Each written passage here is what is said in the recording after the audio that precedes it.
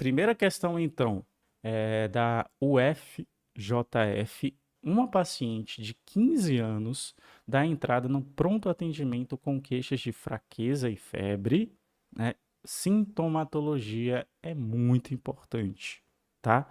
Tanto nas provas, como eu acabei de falar para vocês, tá incluído cada vez mais nas provas de concurso, tá? E tanto também, né, para a gente que está na rotina, porque já tira um monte de situações para a gente suspeitar. Então temos aqui, paciente que está com queixa de fraqueza e febre. Ao exame físico, ela encontra-se como mucosas hipocoradas. Esse aqui já é um achado bem interessante, não tão específico assim, não é só dessa situação, tá? Mas é bem interessante, mucosas hipocoradas e com presença de petequias nas pernas. Vou falar já para você o que é petequia. Esse é um dos pilares, aliás, que vocês têm que saber quando você vai estudar. Eu tenho que analisar tudo. Eu tenho que analisar termo por termo que eu não conheço. E aqui tem todos esses exames aqui, que eu não vou citar todos para vocês, senão a gente vai passar a noite toda, né? Mas eu quero destacar, obviamente, quando o cara falou de petequia, automaticamente eu já penso, ó, plaqueta. Petequia, plaqueta. Olha a contagem de plaqueta desse paciente aqui, deu 10 mil. É um resultado, pessoal, que já é crítico, né? O que é um resultado crítico?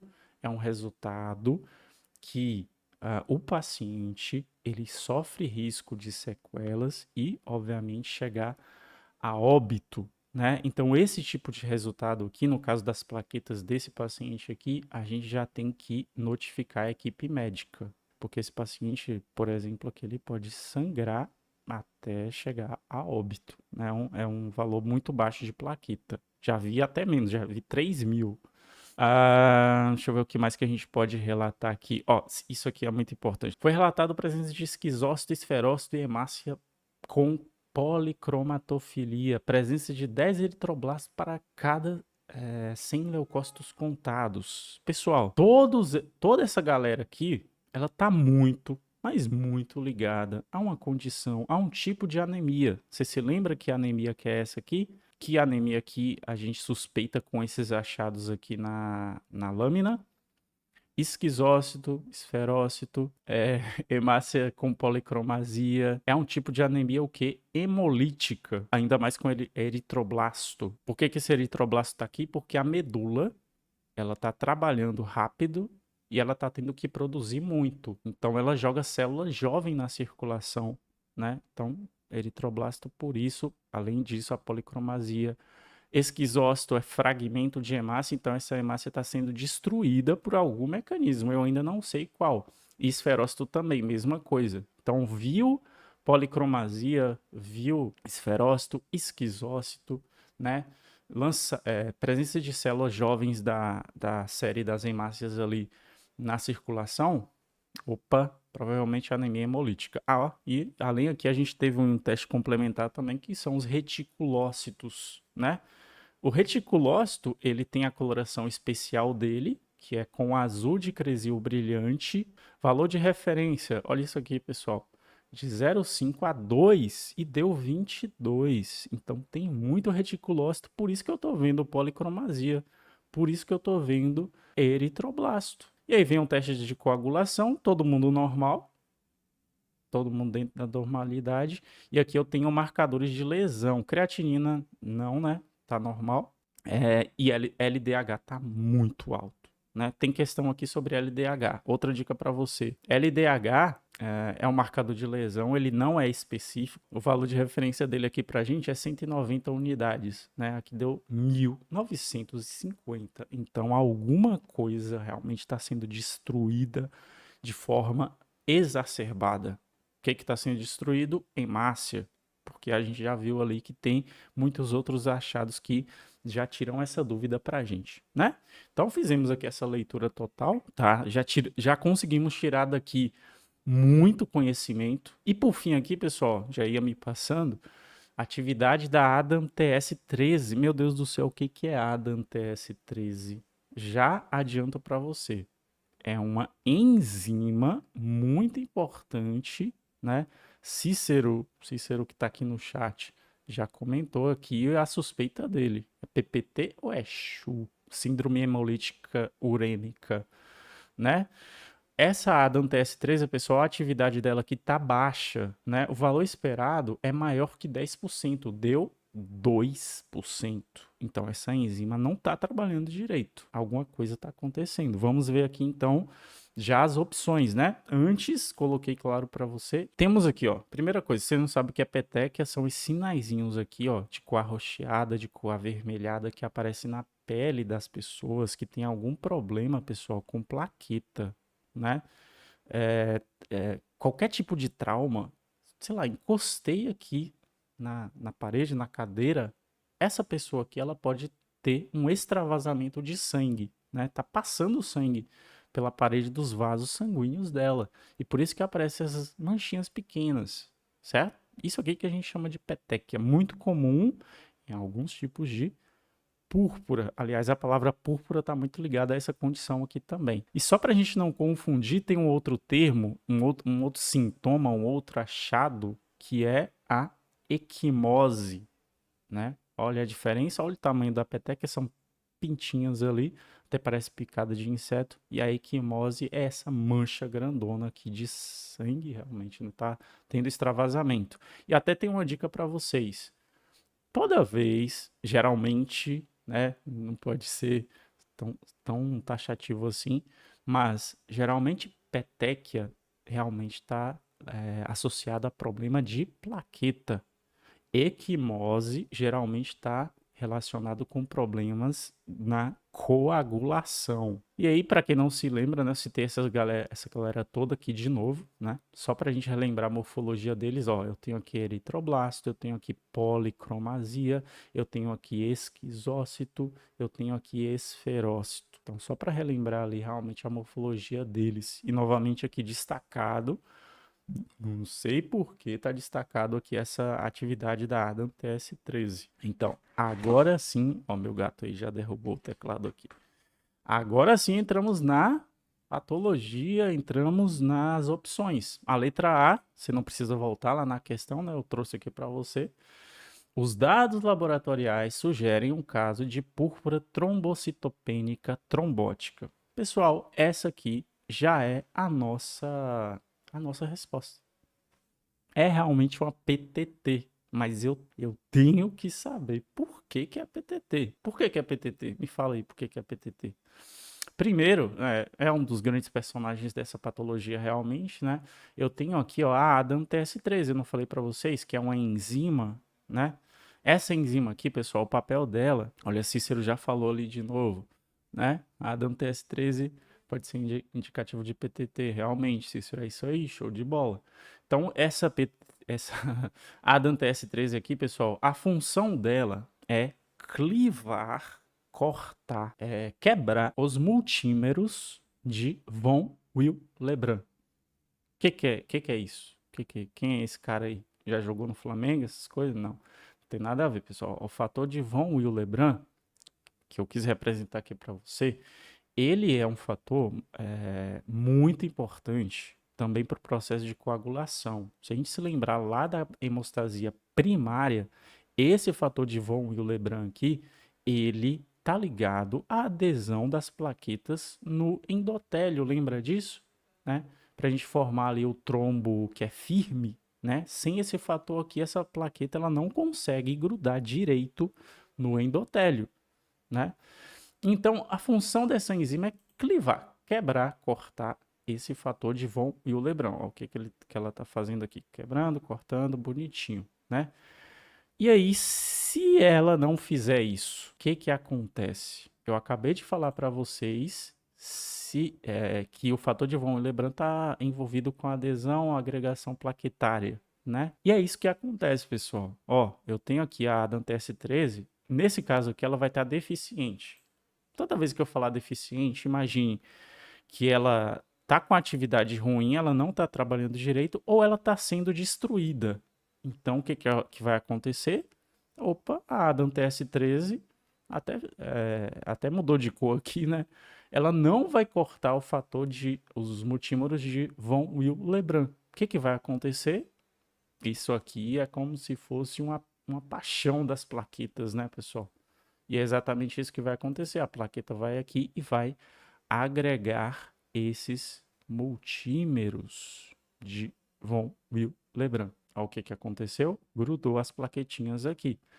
O que que você imagina que vai acontecer depois? Quando as minhas hemácias, porque isso aqui é extremamente afiado, né? Isso aqui eu tenho um grumo de plaquetas, eu tenho um trombo que é muito firme, né? E aí quando eu tenho hemácias ali na circulação, passando ali na circulação, essas hemácias, elas, ao passar por esse trombo aí, elas vão se romper. Opa, isso aqui tá me lembrando uma forma que eu vi lá atrás, que são exatamente isso que você pensou aí, que são os esquizócitos, pessoal. Então, aquelas hemácias que a gente viu fragmentadas estão sendo destruídas principalmente por esse trombo aqui. Então, o esquizócito estava presente por conta disso. Por que que tem anemia? Porque a hemácia está sendo destruída. Por que que está tendo policromasia? Porque a hemácia está sendo destruída. Então, a medula está jogando célula jovem. Mesma coisa para o eritroblasto, certinho?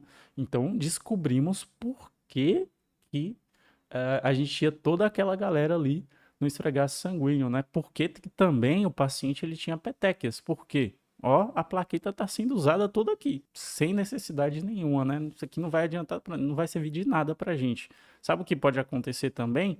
Esse trombo aqui, ele pode se soltar, e aí você já viu, né? Já viu, né? Pode entrar ali em uma arteríola, pode chegar no pulmão, pode chegar no coração, e aí causar muitos outros problemas para esse paciente, tá, pessoal? A PTT, pessoal, só para discorrer um pouco mais sobre isso, ela é uma patologia que a gente tem de causa adquirida e também de causa congênita. A gente viu aqui uma representação geral, tá? É só para não esquecer também desse detalhe. E aí é o nosso ponto-chave. Por isso que eu destaquei para vocês a atividade da ADAM-TS13 igual a 2% do valor de referência. Ou melhor, a atividade dela foi 2% quando deveria ser maior que 10%. Então, por isso que a PTT, né? Por isso que é um achado realmente muito importante da PTT. A atividade dessa enzima diminuída indica realmente um quadro de PTT. Vamos ver aqui se tinha mais. Não, aqui já é a letra B já. Já sei que é errada, né? Já marquei ali de vermelho para vocês, mas preciso saber por que, que a letra B tá errada. Não é só porque a letra A tá certa, né? Então, por que, que a letra B tá errada? Aqui ele já coloca, claro, outra opção. Ele fala aqui que pode ser um caso de PTI, é irmãzinha da PTT, né? Só que o mecanismo aqui, pessoal, é diferente, né? As causas aqui geralmente são diferentes. Tem alguns achados parecidos, como vocês vão ver, mas já colocando nessa primeira tela, o que pode gerar uma PTI? Você, lá na literatura, você pode achar com outro termo também, como púrpura trombocitopênica idiopática, como está colocado aqui, né? Mas há um consenso de utilização do termo realmente PTI com imunológica, já que a fisiopatologia dela é imunológica. Claro, tem o caso idiopático, que eu não sei por que que acontece, né? Idiopático é exatamente por isso, né? 50% dos casos é muita coisa, né? Ó, em doenças autoimunes, né? Então eu tenho uma doença autoimune ali que é tão exacerbada que ela pode gerar anticorpo contra a plaqueta. Já viu que o mecanismo é diferente, né? Então saiba disso aí para diferenciar. Pós-infecções, né? A gente sabe que a imunologia adaptativa, ela tem como consequência os anticorpos, ativação dos linfócitos B e tal, memória imunológica, e isso pode acontecer realmente também nessas situações, né? De rubéola. E ó que interessante, pessoal. Pós-vacinações variadas. Sarampo, poliomielite, hepatite B, entre outras. Claro que PTI também pode ser um caso transitório, né, pessoal? Então essas situações podem gerar anticorpo de novo contra a minha plaquetinha. Síndromes linfoproliferativas. Opa, se eu tenho um linfócito pode ser o B, né? Esse B produz anticorpo. Esses anticorpos anômalos, digamos assim, eles podem ser dirigidos contra plaquetas. E aqui já um ponto que é bem parecido também com a PTT, né? Eu não falei para vocês, mas até corrigindo ou acrescentando, pessoal, A PTT é um tipo de situação que gera para a gente uma anemia hemolítica microangiopática. O que, que isso quer dizer? Que ela gera anemia em pequenos vasos, beleza? Como eu falei para vocês, ó, gerou aqueles trombos lá, esses trombos chegando nesses microvasos ali, eles podem gerar todas aquelas situações que eu falei para vocês. Claro que isso não é exclusivo, né? Mas a anemia hemolítica microangiopática, ela acontece nesses pequenos vasos. É um caso especial que a gente tem aqui na PTI, né? É que a gente também pode ter ali uma anemia hemolítica autoimune. Essa síndrome aqui, que é chamada de síndrome de Evans, né? É exatamente isso. Eu tenho essa associação com a doença linfoproliferativa, e dentro dessa doença linfoproliferativa eu tenho a produção de anticorpos, e esses anticorpos, eles destroem as hemácias. Eu não tenho como ver dentro do vaso do paciente, né? Então, o que que eu vou pensar? Que o mecanismo é o mesmo, né? Então, fica muito parecido a anemia hemolítica microangiopática causada pela PTT, e a gente tem também aqui na PTI, né, a síndrome de Evans, associada aqui a essa a síndrome linfoproliferativa, tem muito linfócito sendo produzido, depois anticorpos. E aí, qual que é o mecanismo então da PTI? Né? Só para a gente desmistificar. Os anticorpos que eu falei para vocês, gerados lá pela rubéola, né, pós-rubéola, gerado pelo lúpus, né, eles são autoanticorpos, então eu mesmo produzi esses anticorpos, e os meus próprios anticorpos estão atacando as plaquetas. Olha que trairagem, né, pessoal? Ao se ligar uma plaqueta, pessoal, isso daqui, no mínimo, né, ele vai impedir que a plaqueta ela seja utilizada, porque a plaqueta precisa dessas glicoproteínas aqui para exercerem as suas funções, para aderir, para ativar, para agregar, né? Então a plaqueta já se torna ali um nada, né? Mas o problema maior, digamos assim, né, é que depois disso daqui, lá no baço, geralmente, é a nossa reciclagem do nosso corpo, né? Sistema retículo endotelial, que está na medula, que está no baço, que está no fígado. Eles destroem as células que o meu corpo acha que não tá errada essa célula aqui, né? Mas como se trata de uma síndrome imunológica, né? É geralmente isso que acontece. Os anticorpos se ligaram ali àquelas plaquetas e aí vem uma célula. Coloquei um macrófagozinho ali, o desenho de um macrófago, né? Ele vai destruir, pessoal, ele vai fagocitar essa plaqueta. E é por isso que eu também tenho na PTI a trombocitopenia, né? Eu tenho diminuição de plaqueta também, certo? Então, elas são parecidas em algumas situações, mas o mecanismo é diferente. E é claro, qual foi o ponto-chave para a gente lá na PTT? Atividade da ADAM TS13. Matou todo o resto, né? Se a gente fizesse a dosagem da ADAM TS13, eu não precisava praticamente saber disso daqui, mas é muito importante a gente saber porque essa questão aqui, a associação da PTI, pode cair em outra prova, né? Então, PTI é esse o mecanismo, tem esses lados parecidos realmente. E aí, fagocitose, só para completar para vocês. E letra C, esse achado aqui, pessoal, essa opção aqui, ela é muito parecida com a própria PTT, porque no esfregar sanguíneo os achados eles são praticamente os mesmos. A gente não consegue definir quem é quem, né?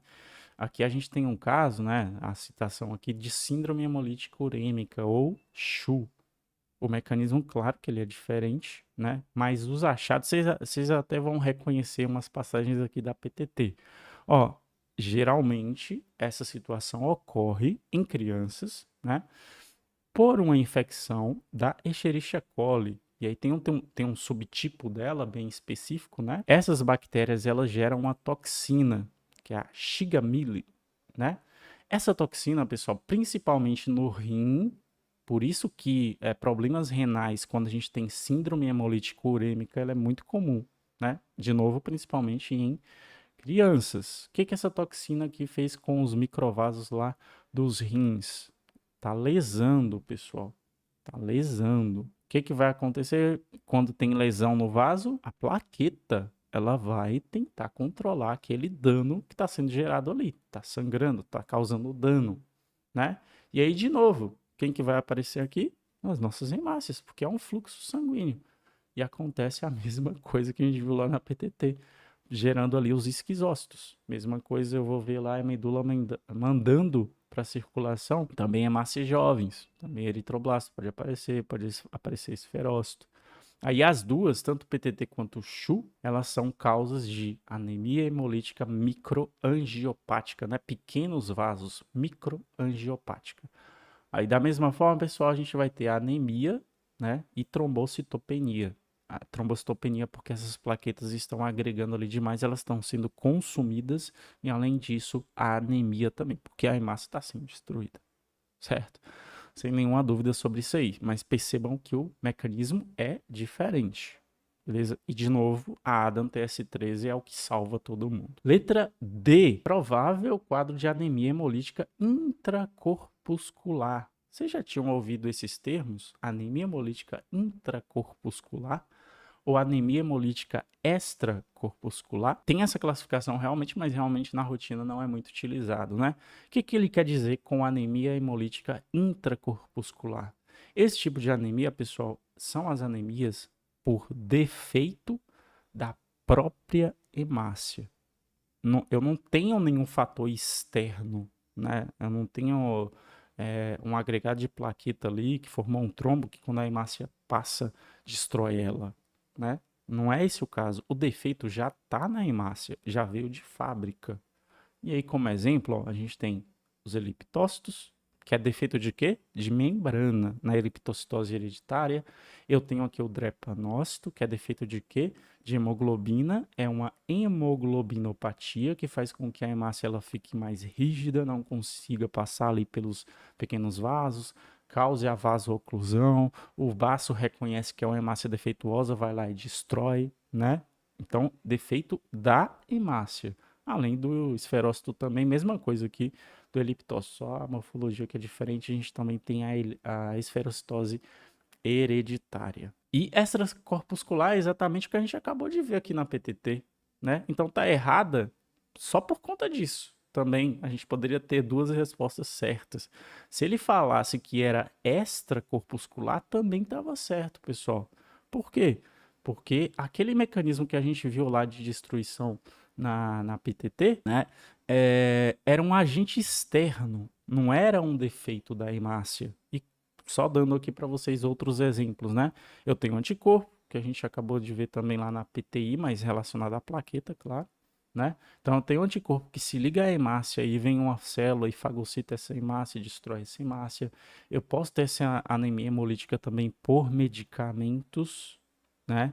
Aí tem um cunho imunológico também e tenham bactérias, tenham infecções de uma forma geral, né, que também podem gerar esse tipo de hemólise na hemácia. Extra, né, não tá dentro da hemácia. E letra E, pessoal, trombastenia de Glasman, né? Você já tinha ouvido falar nisso, meu Deus do céu. O que é essa trombastenia de Glasman, né? Eu já estou mostrando plaqueta que você já sabe que é um problema plaquetário, né, envolvendo as plaquetas, né, pessoal? Então, você sabe que a plaqueta ela está envolvida ali no processo de hemostasia primária. O que é isso? Ela faz aquele botão plaquetário inicial. Depois a gente tem a formação do trombo completo, vou usar esse termo, né, junto com os fatores de coagulação. Então, o defeito é nas plaquetas relacionado à hemostasia primária.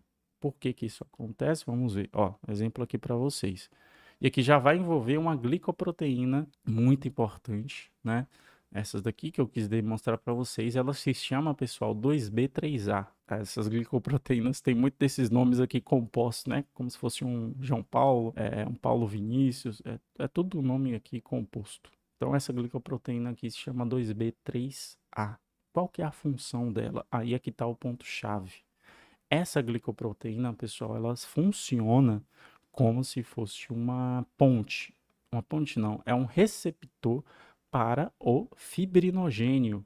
que o fibrinogênio faz? Ele funciona como, aí sim, uma ponte, uma cola para unir as plaquetas. Ele não pode chegar do nada e se jogar em cima da plaqueta, né? Ele tem ali o sítio de ligação dele que vai unir uma plaqueta à outra. E é exatamente nessa glicoproteína. É isso aqui que acontece, ó. O fibrinogênio ali se liga a essa glicoproteína 2B3A, né? E aí, claro, que são estimuladas outras plaquetas para esse local, e aí uma plaqueta se agrega à outra. Assim a gente tem um trombo ali inicial sendo formado, né? Ó, agregação plaquetária. Perfeito. Só que o problema da trombastenia de Glasman é exatamente a deficiência, e de novo, quando eu falo deficiência, eu estou falando, pode ser de quantidade ou realmente de função, certo? A trombastenia de Glasman, ela até recebe alguns subtipos de acordo com a quantidade dessa glicoproteína que eu falei para vocês. Ó, a plaquetinha aderiu, ativou, só que aqui a glicoproteína 2B3A ela está deficiente, pessoal. O que, que vai acontecer? O fibrinogênio vai tentar chegar aqui e não vai conseguir se ligar. Porque ou tem pouco, né? Então a agregação ela vai ficar deficiente. O que, que vai acontecer, pessoal? Olha aqui embaixo. Se for um caso de sangramento, o sangramento vai continuar. Não tem jeito, né? Porque eu não estou conseguindo fazer a agregação das minhas plaquetas. E, de novo, o que que salva a gente aqui? Aqui é mais de uma coisa, aliás, né? Lá na PTT, lá no caso do paciente, a gente viu que tinha o quê? Diminuição de plaqueta. Aqui na trombastenia de Glasman, plaqueta tá normal a quantidade. Ela só não tem função. Então, ó, já consigo diferenciar mais uma coisa. E é claro, além da atividade da Dantes 13, que nesse caso aqui vai estar normal, a quantidade dela também vai estar normal. Nenhuma alteração morfológica também aqui nas plaquetas, tudo certinho. Então, por isso que está errado a letra E.